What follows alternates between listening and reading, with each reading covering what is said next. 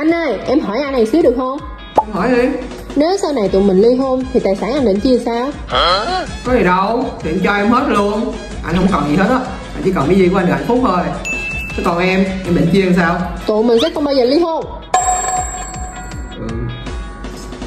Lại cho anh câu khác nha. Rồi ok, vậy trong trái tim của anh, em đứng thứ mấy?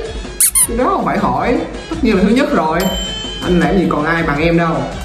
Còn em, anh đứng thứ mấy? Trong tim của em chỉ có một mình anh thôi.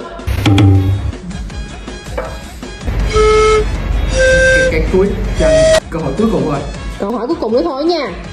Vậy nếu sau này em xấu xí, anh còn yêu em không? Tất nhiên là yêu rồi. Anh yêu vì con người của em chứ không phải yêu vì nhan sắc của em đâu. Ý anh bây giờ là em không được đẹp á hả? Không phải, tại vì